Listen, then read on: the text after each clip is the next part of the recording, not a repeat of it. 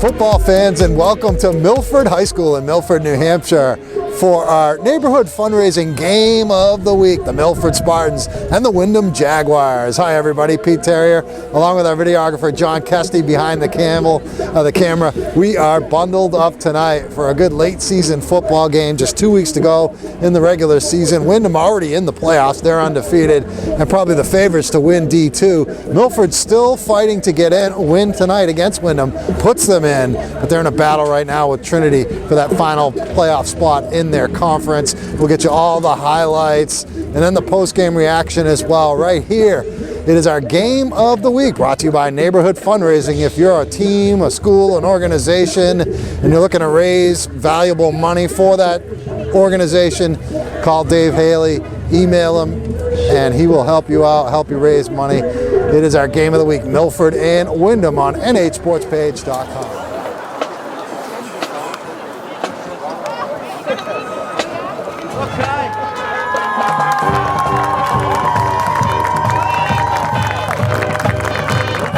I would say, because they need a win. A win gets them in.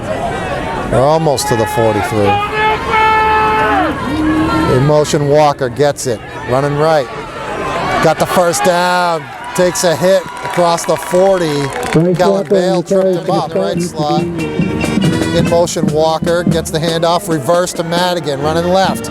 Madigan has the first down the sideline. Beautifully designed play by the Spartans. They caught Windham on the right wing.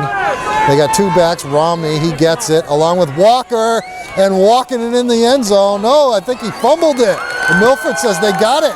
Or Windham says they got it, and they do. You're here only on the carry. There is a flag. Brendan McGinnis dropping back, throws quickly. Got a receiver open, Shea, and Matt Shea all the way up near the 30-yard line. And now they finally blow the whistle. This has been the strangest start to a game as far as the clock and the officials. And here goes another big play by Shea.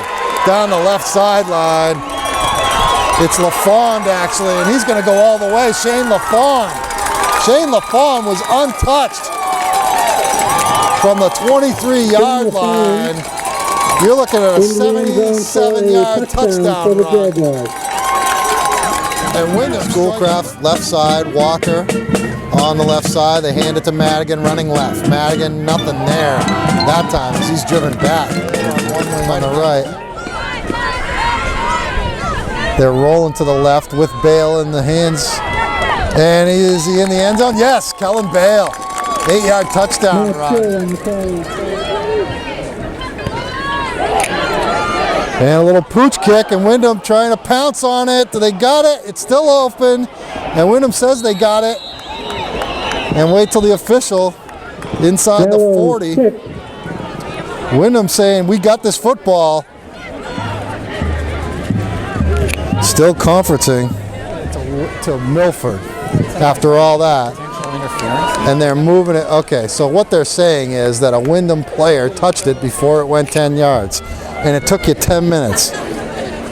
The call appears to be interference against Windham on the play. From the 32, Erda hands it off to the second guy. It looks like Madigan. No, it's not Madigan. 26. Tegan Vitale on the carry. Tegan Vitale. Erda, he's rolling left. He's going to try and run it himself. He's just treated very rudely by that Windham defense. And they stop him on downs inside the 5 at about the 2.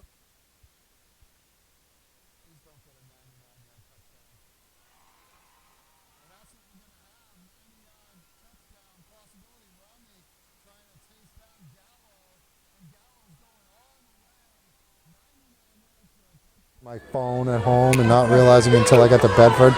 Out of the timeout, maybe one more play. Erda fakes. He's going to throw long, looking for Briggs. He caught it, and then he's tackled at about the 11-yard line or so. Milford, those two guys. In motion, that's Shea with the handoff. No, it went to Bale up the middle. No, Joliker. What a touchdown run by Curtis Joliker. Had me fooled. 39-yard touchdown run. Great ball faking by Windham. And the Jags are up 27-0. For a touchdown.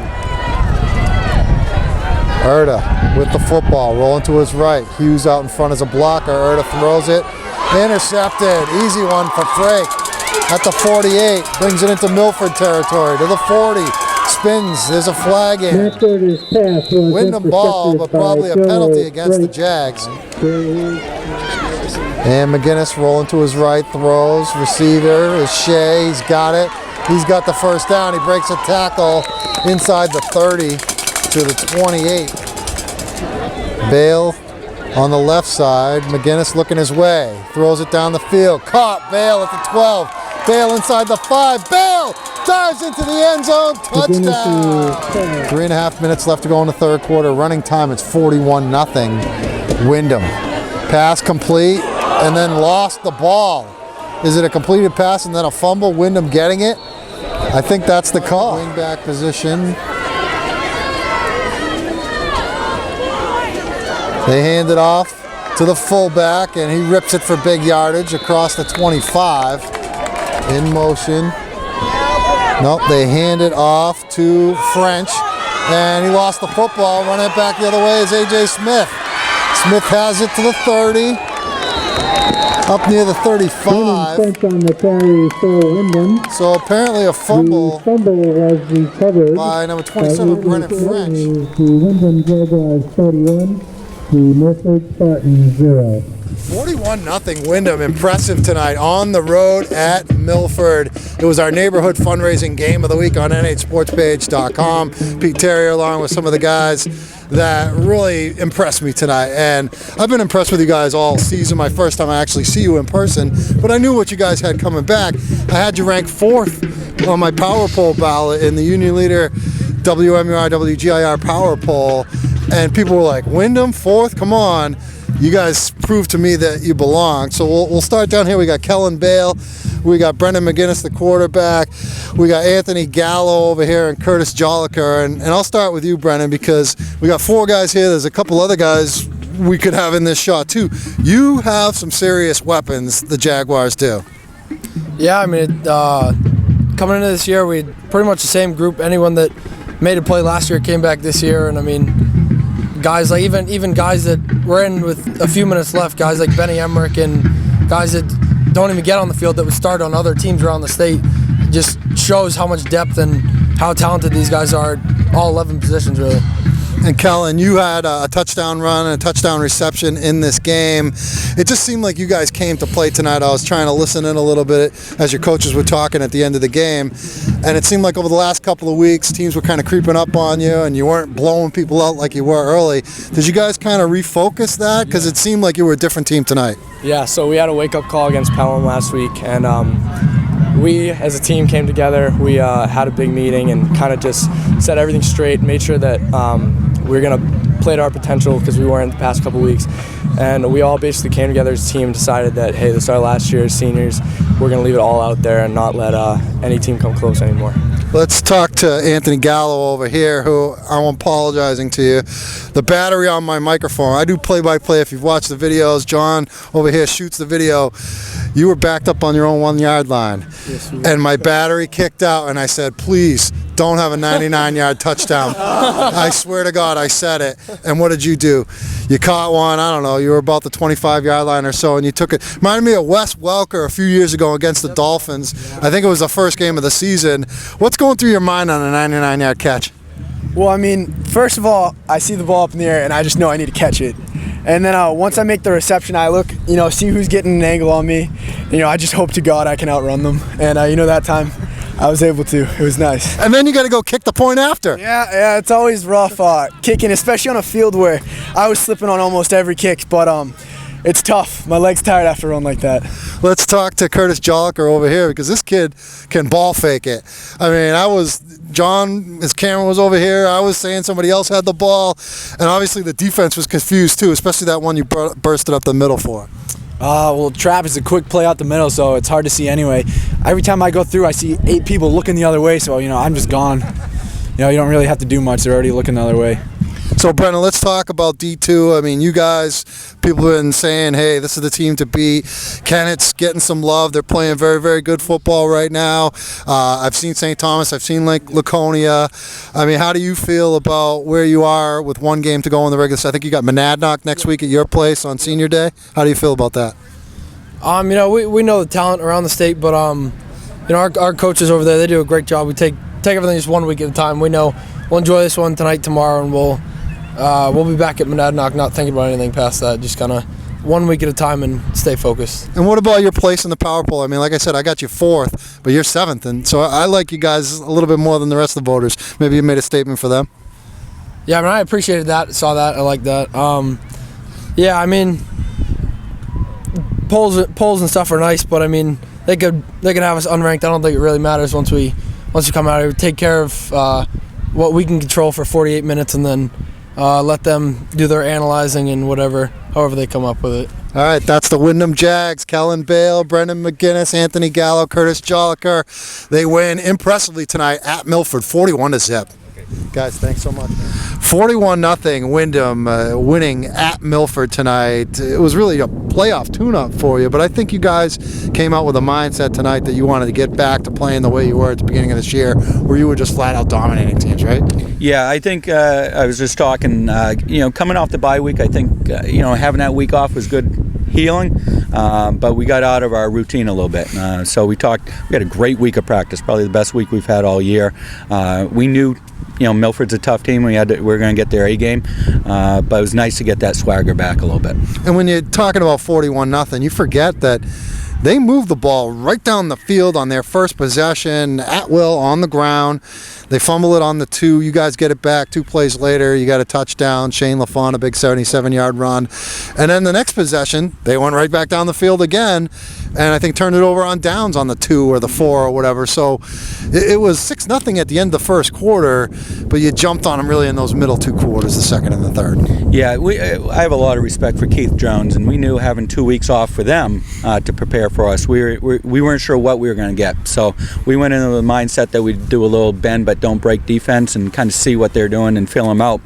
Certainly didn't plan on them going all the way down the field like that, but out of everything that happened tonight, I'm pleased that our defense handled a little bit of adversity, backs against the wall, and took advantage of a play and made a turnover, and then more importantly that our offense was able to capitalize off that. And you got so many weapons. I mean, LaFawn, Matt Shea, Gallo, Jolliker, Kellen Bale, Joey Frake. I mean, the list, McGinnis, I forgot about him. Yeah. I mean, the list goes on and on and on.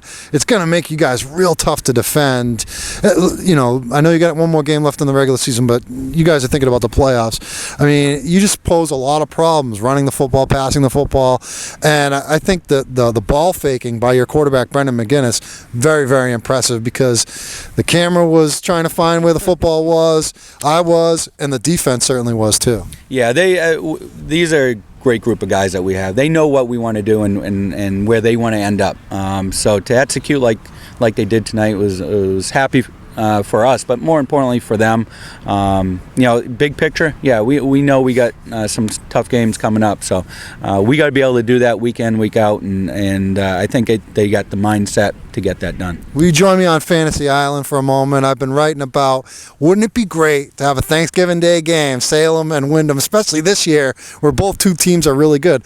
You guys don't have a Thanksgiving Day game, but I mean, is that something that could happen? I mean, maybe we could raise some money or something, do a fundraiser. Let's get that done. You're the AD.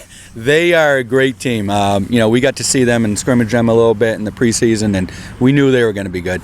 I'd love a Thanksgiving Day game, whether it be Salem or anybody. We've been looking for that since we started. So who knows? Are they still playing Lawrence? Because I know that they go one more year. Supposedly, that this is the final year. So maybe it's one of those that they're pretty good. I don't know how we do year in and year out, but it'd be fun. It'd be one of those community events that I think everybody look forward to. Well, it was a lot of fun watching your team out here. First time I've seen you in person this year. So good luck next week, and good luck in the playoffs. It should be fun. I mean, I know that St. Thomas. I've seen them play, and that would be an interesting game. Kennett, I saw them on film last week. Kennett victorious again tonight against Laconia. So it's a lot of fun here, but it's kind of nice knowing that you guys are set in your playoff position. Yeah, certainly. I think that's nice for us to be able to take a look at and see where we are and how we set up.